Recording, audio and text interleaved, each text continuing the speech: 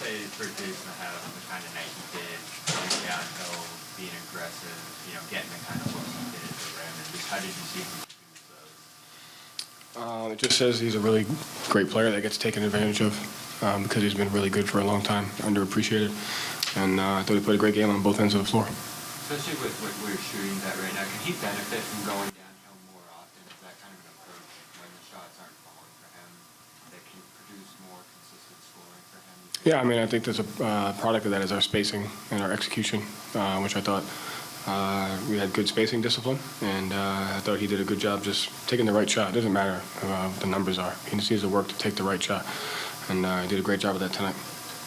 After fourth quarter,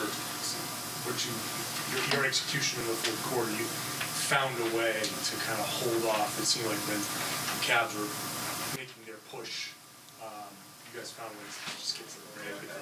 What did you see in the fourth quarter? Yeah, just spacing discipline. The biggest thing. Making sure we get the right matchup, making sure we got space. Even on the shots we missed, I thought that we got some really good looks on there. But most importantly, managing the offense kept them out of transition. I thought they went on that little bit of a run. It was either the end of the third or the beginning of the fourth. It was right at the beginning of the fourth quarter. It was 3 straight transition. Just from our spacing discipline. So I think part of that we were able to manage and kept them out of transition. And then I thought our half-court defense was great in the fourth quarter. The players sounded upset that they didn't bring the proper playoff intensity to game 2. What was the messaging about getting that back and kind of hitting a bit harder? Yeah, I mean, what they said. I mean, they were upset. They know they had to play better. So, I mean, those guys, they're smart guys, been around a long time. And, they did a good job bouncing back. What keyed the run to open the third quarter? Getting stops and then getting out in transition was important. How has JT been as the low man, just making smart rotations, being able to beat people above the rim defensively to just protect the rim for you guys? I think he's been an impactful player on both ends of the floor. Switching individual defense, had some important rebounds. So I think everybody that played tonight played a highly disciplined, tough basketball, and that's what it takes. So no matter who's out there, we got to be disciplined. We have to be tough, and everybody that played did those things. I thought Jaylen's rim reads were huge. I thought Jrue was great. Derek had a good third quarter. Peyton, Luke, Sam, everyone that played with discipline and toughness. Judge, we talked earlier about Game 1 wasn't what the Cavs were. Game 2 was more of what they were, not really what you guys were. Yeah. Is this more like what you expected both teams to be like? Yeah, absolutely. Yeah. You've talked a bunch this year, Joe, about how Jaylen has been a little more under control across the board. Obviously, normally gets off to quick starts. I think Jaylen took a couple shots in the first quarter, but by the end of the game, he's got a huge line, super efficient, Yeah. a lot of stuff. What did you think of the win? Yeah, just his picking and choosing spots really well. Picks and chooses spots, picks and chooses matchup, picks and chooses shot selection, and plays with a sense of poise. I thought a couple of those kickouts that he had at the end of the third or the beginning of the fourth were big for us. And one of the best things he's doing is even if he scores 2-3 times in a row, the next play is the right play. It's not it's not a play for him. It's a play to make the right one. And I think that's huge growth for those guys is their ability to do that. You talked about kind of physicality and toughness and all that. And Jrue in that first half, like a few of those plays, just kind of backing guys down, getting tough buckets inside. What did you think of the tone that he set for the game, even at both ends? Yeah, I mean, he's just both ends. I thought he played really well, really solid. When he's that impactful for us, we're a different team.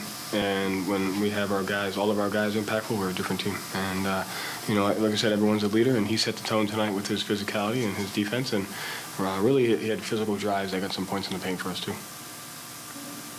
What did you see from you guys just defensively overall where Mitchell made some tough shots there, but it seemed like you guys were able to contain the rest of the team? Yeah, defensive poise, defensive discipline and tendencies, holding them to one shot, defending without fouling, and withstanding some of those. I mean, they're going to make some of those, and they have really highly talented guys, and they're going to make those, and you have to be able to withstand those with defensive poise and continue to. I thought one of the other things our guys did well was their communication. Was great defensively, changing matchups, changing coverages, played almost different coverages the entire second half, and guys handled it really well. Final couple questions for Joe. When Mitchell has it going, like he's just had it going all playoffs, right? So he shoots 7 of 12 from 3. How do you not overreact to what he's doing, knowing that winning when you limit everybody else, like it's easier to win when you limit everybody else? Yeah, I mean, everything depends on how the game is going at that particular time. You take a look at the fourth quarter the other night where we weren't shooting the ball well, we weren't playing well. you know, it's harder to do that. And when you give up those transitions and give up some of those easy baskets. Tonight we were managing the game really well, and I thought the shots that he hit were not necessarily game plan shots, but they were really tough shots. And so you have to have the defensive poise to be able to withstand some of that. But in the first half, they only had 48 points, and there was 10 points that we should take away with the things that we can control: communication, not switching, a couple of transition. And so if you take a look at the 48 first half points, if you either have to stop him or you have to take away the 10 to 12 points that you can control. And I think that was the first thing, was take those away, and then we'll see how the game's going, and we'll be ready to get to a couple of different things. But throughout the game, we still threw some different stuff at him, but I thought our guys withstood that, and it's a credit to them. Dirk White got going in the second half. Do you stay on him, tell him to keep shooting? I don't tell him anything. Just let him play basketball. The second half, you guys, it seemed like you were sending two on the ball or just like at the touch just to keep them from getting penetration, but you would stay home on shooters, and sometimes even the roll man would just get to the rim. Was that on purpose? Did you just want to make sure you just took away any of their other guys? Yeah, I mean, some of the coverages that we went to were situational because of time and score. Yeah. Thank you, Joe. Thank you.